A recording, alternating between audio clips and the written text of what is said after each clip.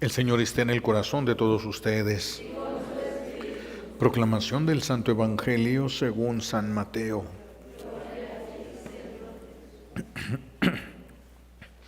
En aquel tiempo Jesús subió de nuevo a la barca, pasó a la otra orilla del lago y llegó a Cafarnaúm, su ciudad. En esto trajeron a donde él estaba un paralítico. Le dijo Jesús: ten confianza, hijo, se te perdonan tus pecados. Al oír esto, algunos escribas pensaron: este hombre está blasfemando. Pero Jesús, conociendo sus pensamientos, les dijo: ¿por qué piensan mal en sus corazones? ¿Qué es más fácil decir: se te perdonan tus pecados? ¿O decir: levántate y anda? Pues para que sepan que el Hijo del Hombre tiene poder en la tierra para perdonar los pecados, le dijo entonces al paralítico: levántate, toma tu camilla y vete a tu casa. Él se levantó y se fue a su casa. Al ver esto, la gente se llenó de temor y glorificó a Dios, que había dado tanto poder a los hombres. Palabra del Señor. Siéntense, por favor. Gracias. Gracias.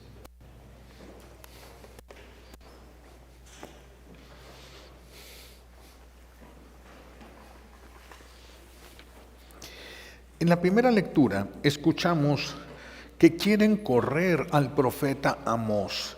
¿Por qué? Porque está hablando la palabra de Dios y la palabra de Dios no siempre es agradable. ¿Por qué? Porque Dios lo que quiere es nuestro bien y nosotros lo que queremos es el bienestar. No queremos estar bien, sino queremos pasárnosla bien. Son dos cosas completamente diferentes. El Señor busca la felicidad eterna, pues nosotros buscamos la felicidad temporal. Y entonces por eso lo culpan de que está hablando contra el rey Jeroboam. Escuchamos decir al profeta Amós: yo no era profeta. Acuérdense que antes había como profesión, se estudiaba para profeta, había un seminario para quienes se sentían llamados a ser profetas de Dios, y algunos sí tenían visiones, algunos sí tenían locuciones. Entonces por eso algunos venían de profetas. Él dice Amós: yo no era profeta. Yo no tenía profesión de profeta, eso es lo que significa esto. Ni soy un hijo de profeta, es decir, yo no estuve en ninguna escuela de estas. Él no fue ningún discípulo de ningún profeta. Él dice: yo era un simple pastor y sembrador de higos, cultivador de higos. Estamos hablando aquí de un tiempo en el que en Israel había mucha riqueza. Cuando hay riqueza, cuando todo está bien, a ver si le baja un poquito, porque está muy alto. Por favorcito, a ver, porque cuando en un pueblo hay mucha riqueza, se relajan las costumbres, se relajan mucho, incluso en las cosas de fe se van relajando, y esto es lo que pasó con el pueblo de Israel. Se empezó a caer, por lo tanto, en vicios, en desenfrenos verdaderos y por lo tanto también en idolatrías. Y esto el Señor, nuestro buen Dios, lo dejó crecer. ¿Por qué decimos que nuestro buen Dios lo dejó crecer? ¿Por qué no lo detuvo antes de que esto creciera? Porque si nuestro buen Dios hubiera aplicado un castigo, una corrección antes de que todo esto se hubiera suscitado, alguien se hubiera quedado resentido con Dios diciendo: ay, Dios está exagerando, no íbamos a llegar a tanto. Entonces nuestro buen Dios nos permite que veamos hasta dónde nos llevan nuestras obras, pero antes de que sean destruidos sus planes, el Señor actúa de la manera como se tiene que actuar. Él es capaz de hacer esto. Nosotros tenemos muchos respetos humanos, pero nuestro buen Dios actúa de acuerdo a lo que es necesario en ese momento. Escoge a Amós. Dios, nuestro buen Dios, escoge a este profeta para que hable, para que vaya en nombre de él, para que sea su voz. Dios quiere que que este profeta Amós sea la voz de él. Les dirás lo que yo te diga. Y a través del profeta el Señor va a hacer saber al rey y al pueblo lo que él va a permitir. Primero les va a decir, les va a echar en cara los pecados que tienen. Y después de que les queden claros los pecados, cuáles son las consecuencias del pecado. Primero va a quedar en claro, Dios no castiga, no es de que de repente vino un castigo y todo, ay, ¿por qué? ¿Qué pasó? ¿Dónde vino? Jamás. Siempre el Señor habló, primero mostró las razones del castigo que viene y luego viene a decir cuáles son esas consecuencias de los errores que se cometieron por haberse alejado de Dios, por haberse aprovechado de los más pequeños, etcétera. Y el Señor le dice algo terrible también al profeta, que va a castigar con uno de los peores castigos que puede haber, que es el hambre de la palabra de Dios. El hambre de la palabra de Dios. ¿Por qué es de los peores castigos? Porque el que no escucha la palabra de Dios no sabe cuál es su voluntad, y el que no sabe cuál es su voluntad no puede obedecerlo, y el que no puede obedecerlo no puede salvarse. Entonces es un camino de condenación cuando nosotros no escuchamos, porque entonces vamos a cometer muchos errores. ¿Qué es lo que va a pasar por estos pecados que se cometieron? Esclavitud. Todo pecado provoca esclavitud. Todos los pecados van a ser esclavizados y se les va a quitar el templo. ¿Cuál templo? El que despreciaron. Ese templo que despreciaron les va a ser quitado. Ya no van a tener un lugar donde orar, ya no van a tener un lugar donde suplicar misericordia. Si se dan cuenta, estamos hablando, estamos hablando, es un reflejo del tiempo que nosotros estamos viviendo, en que hay otras formas nuevas de esclavitud. En este tiempo que nos tocó vivir a nosotros, hay unas nuevas formas de esclavitud, ya no solamente esclavitud en el cuerpo, sino también hay esclavitud en la mente. Hay esclavitud porque se está atando la voluntad de las personas y llevándolas a los vicios, llevándolos a la muerte, a la desesperación. Están arrebatando la fe de muchas personas que piensan todavía que van hacia la felicidad, que piensan que son libres, que piensan tantas cosas. El descuido de la verdad los hace vivir fuera de ella, fuera de la realidad. Tenemos que cuidarnos mucho. ¿Y cómo vamos a saber que estamos en la verdad? Cristo es la verdad. Conoce a Cristo, bebe de su doctrina y eso te va a ir abriendo los ojos a la realidad auténtica, no lo que cada quien quiere como realidad.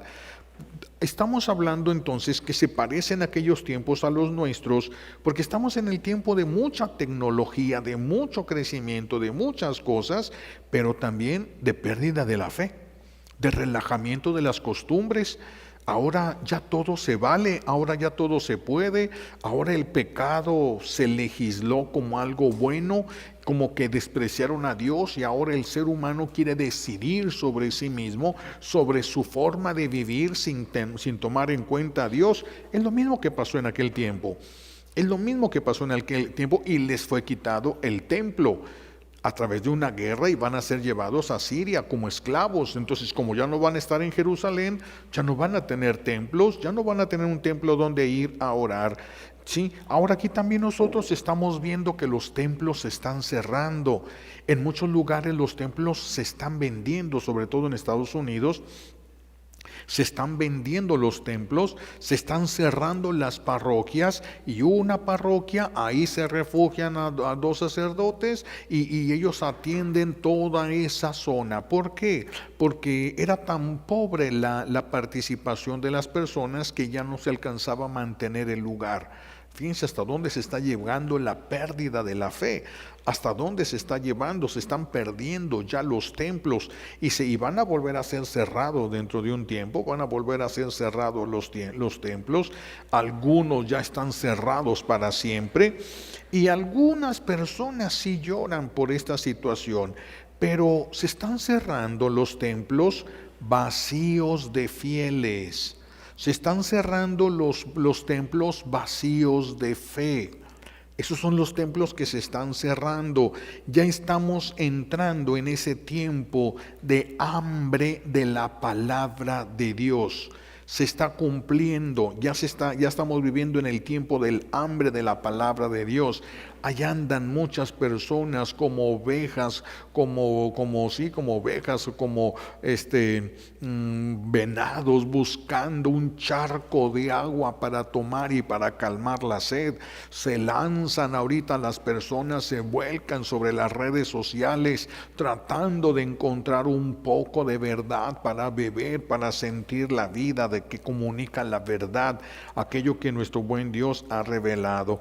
Ahora muchos sacerdotes no solo se confunden con uno más del mundo, sino que viven como uno más del mundo, uno más del mundo. Y luego le decimos a Dios: Señor, protege a tu iglesia. ¿Queremos que proteja esto? ¿Queremos que proteja esto? ¿Qué va a proteger nuestro buen Dios? Va a proteger a los suyos, a los suyos. Muchos tienen miedo que la gran tribulación que va a venir, tiene que venir. No hay otra manera como de que se regrese la mirada a Dios. No hay otra manera de que los derechos, supuestos derechos que los seres humanos han ido adquiriendo y legislando a lo largo de estos años, no van a querer soltar esos derechos si no es a través de mucho dolor. Por eso es que viene una gran purificación, una necesaria purificación. Sin esto no va a haber un retorno a Dios. No puede haber un retorno a Dios. El Señor sabe lo que va permitiendo. Él sabe lo que está haciendo Él. El Señor va a decir a través de Amós que el sufrimiento es lo que va a permitir arrancarle. A Él le va a permitir arrancar el mal de los corazones que todavía se podían salvar. Es que hay muchos que están en el mal, pero están en el mal porque están confundidos, porque fueron engañados. Hay otros que están en el mal conscientes de que están en el mal. A esos se les va a respetar su libertad y su voluntad.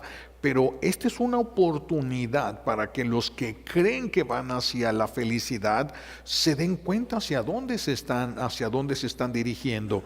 Están como Jonás, están yéndose en sentido contrario de la voluntad de Dios y van hacia una tormenta. Y van hacia una tormenta, y una tormenta terrible. El Señor va a utilizar esas consecuencias de nuestros pecados para poder arrancar los corazones que todavía se pueden recuperar, pero también va a arrancar lo que está podrido, porque hay muchas cosas podridas que ya no van a cambiar, ya no pueden cambiar, ya no quieren cambiar, y Dios no los va a obligar. Pero tampoco pueden estar en donde quieran ellos. Van a ser arrancados de la presencia de nuestro buen Dios, porque así lo han permitido ellos. Y el profeta, fíjense cómo habla de este desastre, de la guerra que va a venir, de la muerte. Vas a perder todo, tu mujer va a ser deshonrada en la calle, tus hijos van a morir, tú vas a irte, le dice al que estaba como profeta en ese tiempo, le dice, que estaba pegado al rey, le dice: tú vas a irte esclavo y vas a morir en tierra extranjera. Desastres, desastres, desastres. Pero después de estos desastres, vean el amor de Dios. Habla del Mesías. Va a venir una bendición de Dios sobre el pueblo y sobre el mundo, no merecida, porque no estamos hablando ya que se porten bien, no.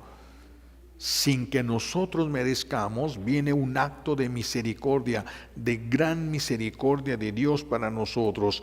Y entonces el profeta va a comenzar a hablar de los tiempos mesiánicos, en el cual el Mesías viene para limpiar las lágrimas de todos. Y por eso vamos a ver a Jesús hoy sanando. Es el cumplimiento de las profecías de Amós. De muchas profecías, por supuesto, pero hoy específicamente de estas profecías. Jesús ha venido a sanar, resucita al hijo de la viuda, hace caminar a los paralíticos, entonces viene a limpiar las lágrimas del que estaba sufriendo. Nuestro buen Dios no nos va a abandonar, va a permitir que vivamos las consecuencias de nuestro pecado, porque solo así vamos a entender lo que es el pecado y sus consecuencias. Y una vez que que vivamos lo que es el pecado y sus consecuencias, ya no vamos a volver a entrar en eso. Una vez que lo veamos, de otra manera no se nos hace cosa tan difícil, se nos hace una exageración a veces que nos digan que no tenemos que hacer cosas o que sí tenemos que hacer cosas. Hoy escuchamos cuando le presentan a Jesús a un joven paralítico, a un hombre joven paralítico, y Jesús, dice la palabra de Dios, viendo la fe que tenían, les dice: ánimo, le dice a este muchacho paralítico, tus pecados te son perdonados. Es que había una parálisis, el pecado provoca una parálisis en el alma. La parálisis en el cuerpo no te condena. Ningún paralítico se va a condenar por ser paralítico, ni siquiera el que es parapléjico. Hay parapléjicos que solo pueden mover los ojos, pueden mover un poco la cabeza o un poco un dedo de la mano, y es todo el movimiento que tienen. No se condenan por ser paralíticos, no se condenan. Pero la parálisis del alma sí condena, la parálisis del espíritu, que es el pecado, eso sí condena. Cuando estamos paralizados en la capacidad de amar y que no somos merecedores de un perdón de Dios, y Dios viene y dice con esa facilidad, ¿quién perdona con tanta facilidad? ¿Qué persona puede perdonar a su esposo una infidelidad con esa facilidad con el que Dios nos perdona a nosotros? Y voltea y le dice ánimo, tus pecados te son perdonados. Pero claro que este muchacho no venía buscando el perdón de sus pecados, sino que lo que quería era caminar. No sabemos nosotros qué es lo que más nos conviene. Pedimos las cosas que no nos convienen y dejamos de pedir las cosas que nos convienen. El amor en el corazón de los que se endurecen es un escándalo. Para una persona que se endurece en su corazón, ver el amor en otros es un escándalo, le causa rabia, le causa coraje, le causa indignación. Vemos a Judas Iscariote cuando llega esta Marta, María Magdalena, y derrama un frasco de perfume carísimo en los pies de Jesús, le perfuma los pies, se los lava con sus lágrimas. Y entonces este apóstol, ¿verdad? Judas, el traidor, dice: ¿por qué no vendimos ese perfume? Si lo hubiéramos vendido nos hubiera alcanzado para a darle mucha ayuda a los pobres. Y San Juan lo dice, él no lo dijo por ayudar a los pobres, sino porque robaba de lo que echaban en esa bolsa. Él era el ecónomo y robaba de lo que echaban en esa bolsa.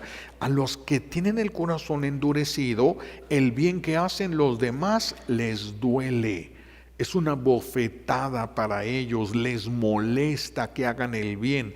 Por eso hay personas que les molesta que su esposo o su esposa o alguien esté rezando, que esté diciendo que está haciendo un ruidito, aunque sea, ¿verdad? Están rezando por allá y se oye, ¡ay, cállate! Y no me la televisión viene algo, ¿cómo lo oyen? ¿Quién sabe? Pero cállate, ya me tienes harta. El bien duele al que está endurecido del corazón. Duele, causa indignación, causa violencia. Es lo que le pasó al profeta Amós, es lo que nos puede pasar a todos nosotros cuando tratamos de hacer el bien. Causa coraje, tus amigos te mandan a volar, te dicen, se enojan y ni siquiera saben por qué. Es una manipulación por la que ellos están actuando. El enemigo está atacando tu fe, simple y sencillamente eso. Aquí van a acusar después a Jesús, lo van a acusar de una blasfemia, porque Jesús le dice a ese joven, tus pecados te son perdonados. Y entonces dicen los escribas, los fariseos, pero ¿quién se cree este? Solo Dios puede perdonar los pecados. ¿Sí es cierto eso? Solo Dios puede perdonar los pecados, eso sí es muy cierto. ¿Cuál es entonces el problema con ellos? Que no quieren aceptar la divinidad de Jesús. Como Jesús es Dios, Jesús puede perdonar los pecados. ¿Por qué? Porque es el que puede, porque Él es el ofendido. Si yo estoy con un amigo mío y viene otro y le da una cachetada, yo no le puedo decir a aquel otro, bueno, mira, yo te perdono en nombre de él. Cálmate, va a decirme, si me pegó a mí. ¿Tú qué andas perdonando si me pegó a mí? Pues nosotros no podemos perdonar en nombre de Dios. Él es el que tiene que perdonar. Y Jesús, esa potestad que tiene para perdonar y que la demostró aquí, esa potestad la da a los hombres en su iglesia. Esto no fue dado a los discípulos. El Señor llegó, sopló sobre los apóstoles, impuso las manos y dijo: reciban, después de resucitado, reciban el Espíritu Santo. A los que les perdonen los pecados les quedarán perdonados, y a los que no se los perdonen les quedarán sin perdonar. Dio la potestad de perdonar los pecados en el nombre de Dios. Por eso siempre que el sacerdote te dice: yo te absuelvo de tus pecados, absuelto quedas. Lo que aten en la tierra quedará atado en el cielo, y lo que desaten en la tierra quedará desatado en el cielo. La persona queda desatada. Yo te absuelvo de tus pecados en el nombre de. No es yo, Carlos, no. Yo, sacerdote, a quien Dios le dio esta potestad, te perdono en nombre de Él. Por eso la absolución es en el nombre del Padre y del Hijo y del Espíritu Santo. Yo te absuelvo, yo te perdono tus pecados en el nombre del Padre y del Hijo y del Espíritu Santo. Jesús va hacia lo esencial de nosotros. A veces nosotros queremos el bienestar, el Señor quiere el bien supremo para nosotros. Por eso no siempre nos entendemos con Dios. Es como un niño y su mamá. El niño quiere chocolate y la mamá quiere darle lentejas porque está flaco. Sí, entonces tienen una voluntad encontrada siempre, y eso es lo que nos pasa también a nosotros con Dios.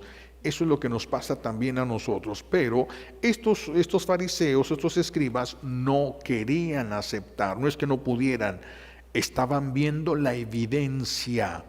¿Quién sana a una persona solamente así, con una orden? ¿Quién puede hacer eso? Solamente Dios. Solamente Dios. Entonces son los signos mesiánicos de los que hablaba el profeta Amós. El amor de Dios manifestado a una criatura que no merece ser amada.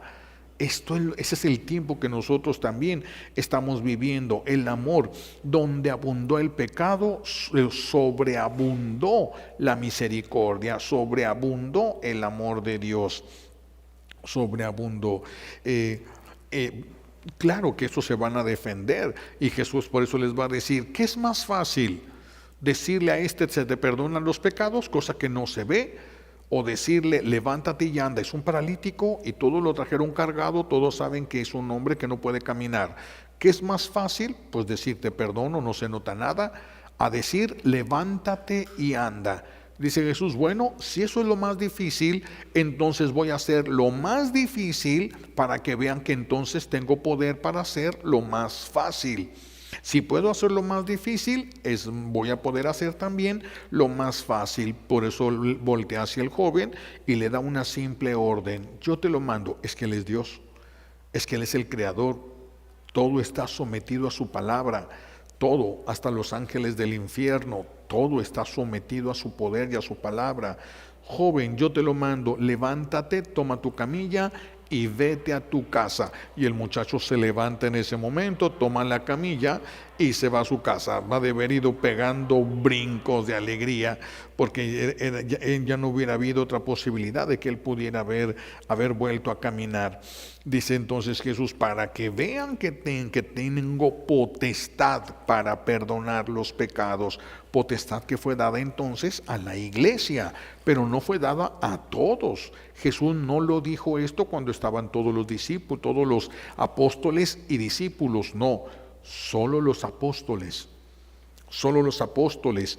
Esto fue dado a la iglesia, pero no a todos, sino a aquellos que el Señor va a llamar de una manera especial para que vivan para Él. A esos sí, a esos que somos los sacerdotes ministeriales, los obispos, los sacerdotes ministeriales, que recibimos la potestad para perdonar los pecados en el nombre de Dios.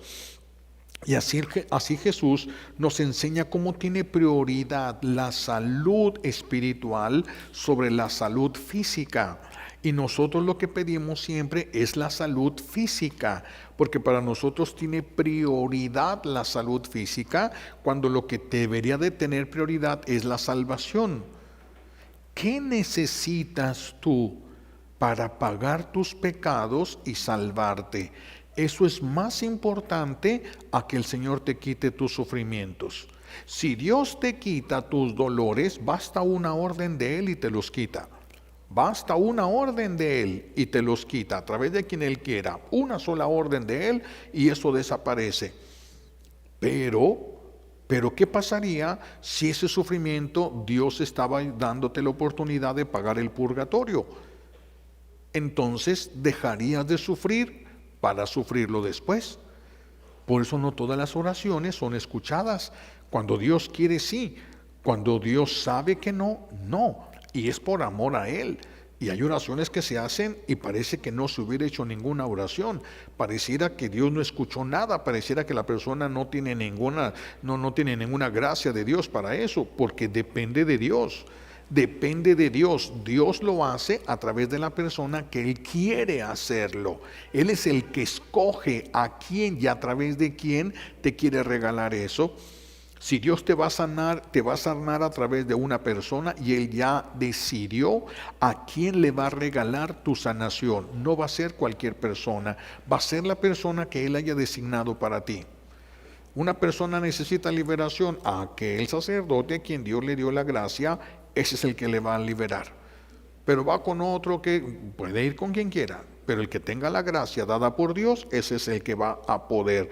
Los demás le van a hacer la lucha, pero va a ser sumamente difícil.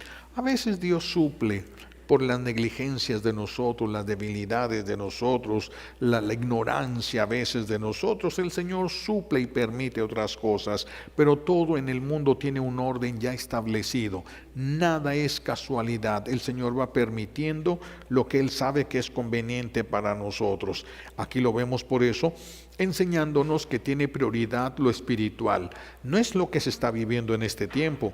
Para muchas mamás la prioridad es que sus hijos vayan al deporte, la prioridad es que estudien en la escuela, la prioridad es que tengan un título, la prioridad es que estén felices en la casa, la prioridad. Tienen muchas cosas por encima de la voluntad de Dios. Y ninguna de esas era una verdadera prioridad.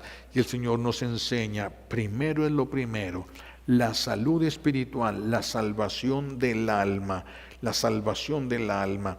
Cuando lleguen esos días llamados de la gran tribulación, cuando lleguen esos días de la justicia divina, en que van a ser arrancados de la tierra los que conscientemente hacen el mal, van a ser literalmente arrancados de la tierra, ¿qué es lo que van a hacer los ángeles? Se van a postrar delante de Dios. ¿A poco están felices los ángeles de que esa multitud se vaya a ir al infierno? No, no. Están admirados de que Dios haya rescatado almas que tanto lo ofendieron, que no solamente lo despreciaron, que se comportaron como verdaderos enemigos de Él.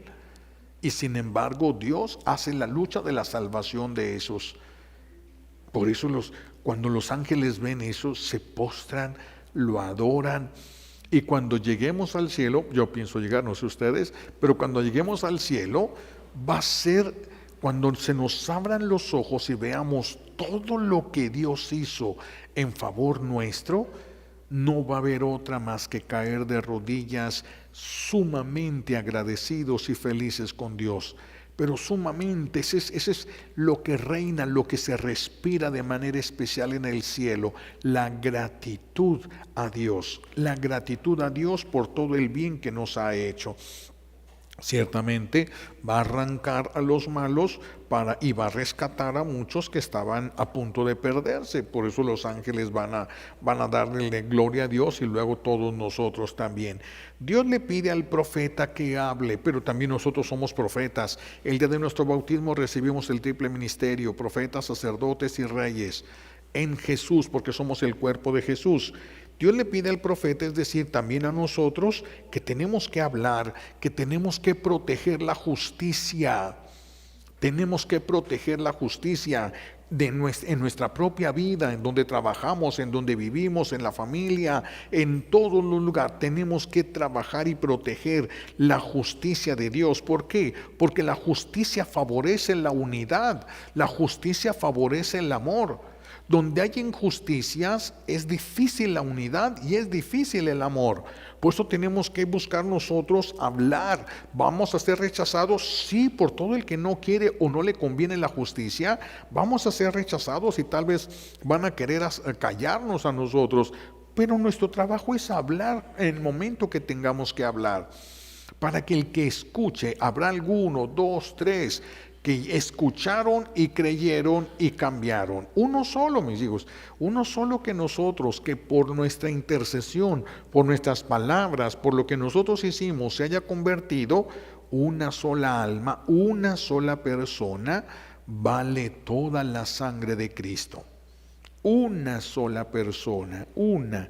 Imagínense los que por su intercesión se han salvado miles y miles, lo que va a recibir en el cielo esa persona, lo que va a recibir en el cielo esa persona. Tenemos que entender nosotros que debe de haber unidad. Esto es muy importante. Por ejemplo, una manada de lobos o una manada de leones.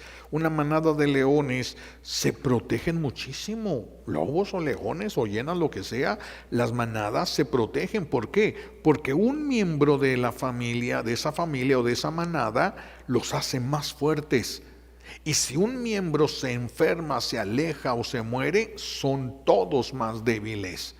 Todos son más débiles. Entonces todos se cuidan, todos son uno solo, y lo que le duele a uno le duele a todos, al grado de que llegan a lo que pareciera para nosotros algo salvaje, injusto.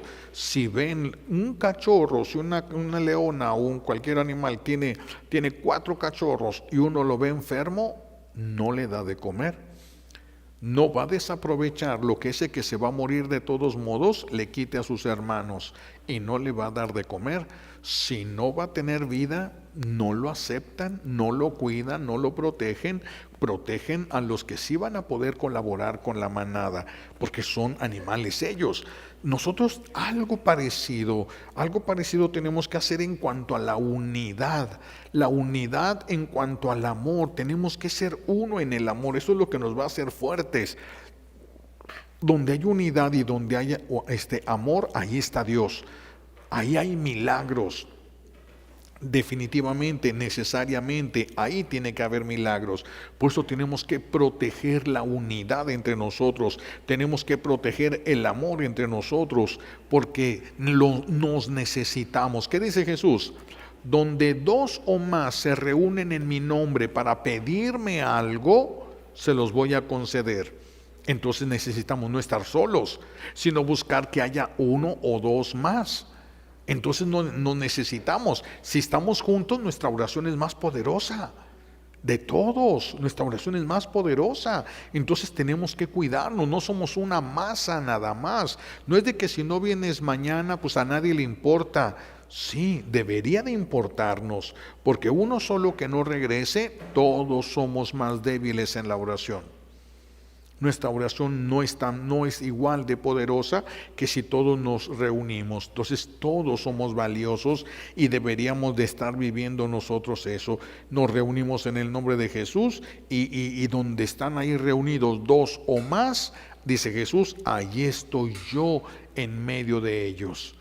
No dice que cuando alguien reza solo, ahí estoy como en medio. No hay manera de estar en medio. Entonces si hay 2, el Señor está allí en medio formando la unidad. Es el lazo de unión y de amor entre nosotros. Entonces necesitamos crecer en el amor. Necesitamos crecer en el amor a la verdad y respetar la verdad, venga lo que venga, pase lo que pase, aunque como Amós se nos echen encima y nos digan, vete de aquí a predicar a otro lado, ve y gánate el pan por allá. Es que antes, pues como había escuelas de profetas, pues así pasaba. Pero dice Amós, yo no era profeta, yo no vengo de escuelas de profetas, a mí el Señor me habló y me dijo, diles esto. Y ahora te digo a ti lo que dice el Señor. Y es cuando vienen profecías terribles de parte del profeta Amós. Amós es el profeta que va a decir, Dios va a decir a través del profeta Amós, mi pueblo se muere, se pierde, mi pueblo se pierde por ignorante. Porque no conoce la verdad, por eso se perdía, porque no conoce la verdad. Pues mejor que nosotros. Ellos no podían conocer la verdad porque la verdad es Cristo. La verdad es una persona, es la persona de Cristo. Bueno, nuestro buen Dios no nos llama a nosotros, no nos ha llamado a hacer lo que quiere que hagamos porque seamos los mejores en eso. No, Dios no escogió a ver quién es bueno en esto para llamarlo a que lo haga. No ocupa tus virtudes, no ocupa tus capacidades, ocupa tu disponibilidad, tu obediencia, y Él se manifestará. En medio de toda tu pobreza, Él se manifestará. Lo que el mundo necesita es que seamos uno en el amor. Eso es lo que el mundo necesita. Uno en el amor, no en la dureza del corazón, no en la rigidez de las leyes. Necesita que seamos uno en el amor. De hecho, si fuéramos rigurosos con la ley, tendríamos que amar tiernamente. Tiernamente, firmemente, pero tiernamente. Por eso el Señor nos va a llamar. Si te llama a ti, si me llama a mí a hacer alguna cosa, Él sabrá. Todo lo tenemos que hacer nada más para la gloria de Dios. Y Él nos pide que lo hagamos para gloria suya y para felicidad nuestra. Por eso pidámosle hoy que aumente nuestra fe. Que aumente nuestra fe, que podamos ser testimonios, que podamos ser signo de unidad. Donde estés tú, pueda haber unidad, que seas tú el lazo de unidad, la razón de la unidad. Y entonces tú haces que Dios esté más fuerte ahí contigo. Pero si tú no eres fuente de unidad, si tus comentarios dividen, entonces lo que estás haciendo es menos presencia de Dios donde tú estás. Menos presencia de Dios. Todos perdemos o todos ganamos. Todo va a ser en bola, depende en cuál bola andas. Si andas en una bola de los que van al cielo llegarás. Si andas en la bola de los que van al infierno llegarás. Tenemos que pedirle al Señor que nos conceda la gracia de la fe, que podamos entender, somos signo de unidad y de amor. No importan las debilidades de los que nos rodean, somos signo de unidad y de amor, porque si no lo hacemos nosotros, todos vamos a sufrir. Cuando el profeta dijo, va a irse el pueblo de Israel de esclavos, ¿ustedes creen que los profetas no se iban también? Iban en la bola también. Y ellos habían hecho la voluntad de Dios. Por eso necesitamos ser vínculos de unidad. Tenemos que conocernos y tenemos que amarnos. Eso es lo que nos hace fuertes delante de Dios. Eso es lo que nos haría fuertes en el mundo. Y sobre todo, eso haría que mientras estemos juntos, ahí esté Dios. Cada vez que nos reunamos, ahí esté Dios. Porque haya unidad en el amor. Pero si donde estamos no trabajamos nosotros la unidad en el amor, ahí no va a estar Dios. Si yo llego al taller y hablo como se habla en el taller, y grito como se grita, y violento como se violentan los del taller, ahí no va a estar Dios. Yo también voy a sufrir la falta de Dios en ese lugar.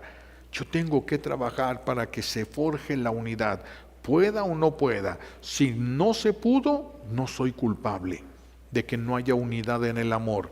Yo hice lo que tenía que hacer, ya no soy culpable de que ellos no hayan respondido. Pero si yo no hice lo que me tocaba hacer, entonces sí sería responsable. Cuidado, tenemos que trabajar por la unidad, por la justicia. Tenemos que trabajar fuertemente para que se viva la voluntad de Dios, ser uno en el amor de Dios. Y entonces, repito, donde estemos, ahí va a estar Dios. Donde dos o más se reúnan en mi nombre, ahí estaré yo en medio de ellos. Fíjense nada más cuántas cosas nos hemos privado de lugares donde estudiamos, donde trabajamos, donde servimos dentro de la parroquia.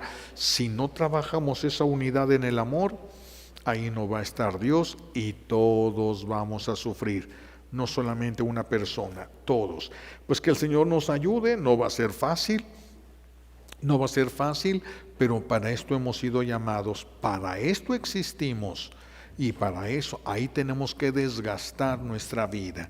Vamos a pedirle a Dios Padre todas las gracias que necesitamos por los méritos de Jesucristo en la cruz y por la poderosa intercesión de la Santísima Virgen María al pie de la cruz. Alabado sea Jesucristo. Pasamos a nuestro ofertorio.